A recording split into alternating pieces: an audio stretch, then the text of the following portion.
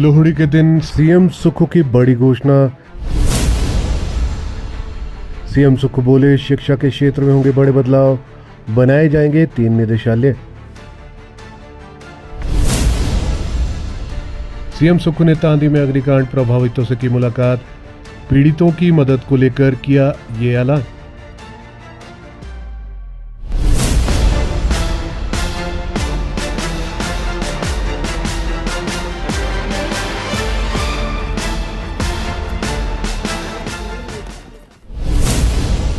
अग्निकांड प्रभावित तांदी गांव का सीएम सुखविंदर सिंह सुक्खू ने दौरा किया।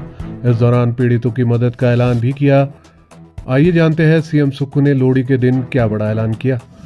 सीएम सुखविंदर सिंह सुक्खू ने कुल्लू जिले की बंजार घाटी के तांदी गांव में अग्निकांड से प्रभावित घटनास्थल का दौरा किया। इस दौरान सीएम सुक्खू ने यहां राहत कार्यों का भी जायजा लिया और प्रभावित परिवारों से भी मिले।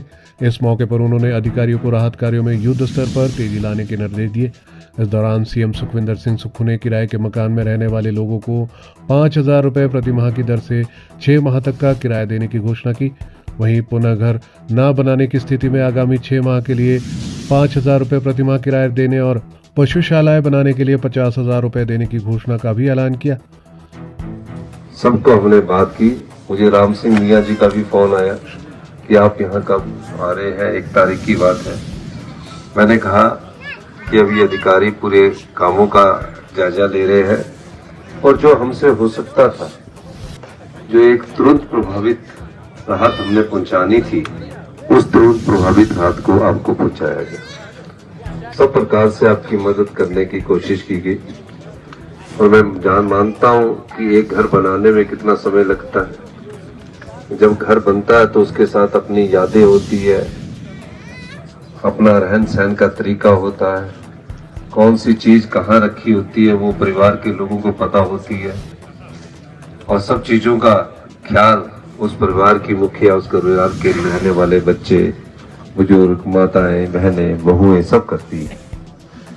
जब घर जल जाता है तो आगे ये की आशा होती है कि अब हमारा आने वाले समय में कैसे घर बनेगा, किस प्रकार से हमारे घर का निर्माण होगा।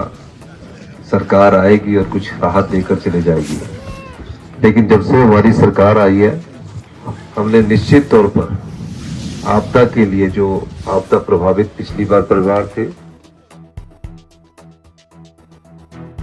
सीएम सुखविंदर सिंह सुक्खू ने पूर्ण रूप से जल चुके घर और जो घर अब रहने योग्य नहीं है, ऐसे घरों के निर्माण के लिए 7 लाख रुपए की सहायता राशि, मुफ्त बिजली और पानी का कनेक्शन, घर बनाने के लिए नियमानुसार लकड़ी मुहैया करवाने और जिन घरों का सामान जल गया है उन घरों के लिए आवश्यक सामान, बर्तन, कपड़े आदि देने की घोषणा भी की।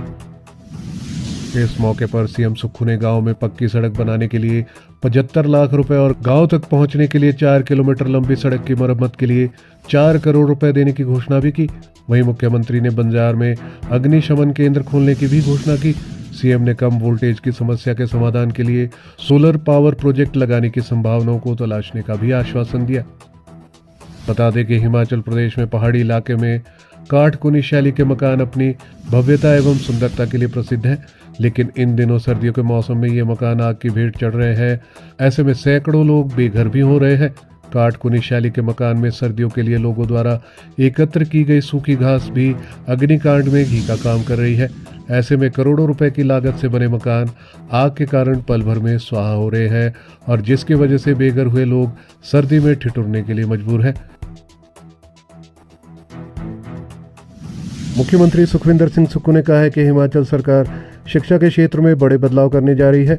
3 अलग अलग शिक्षा निदेशालय बनाए जाएंगे।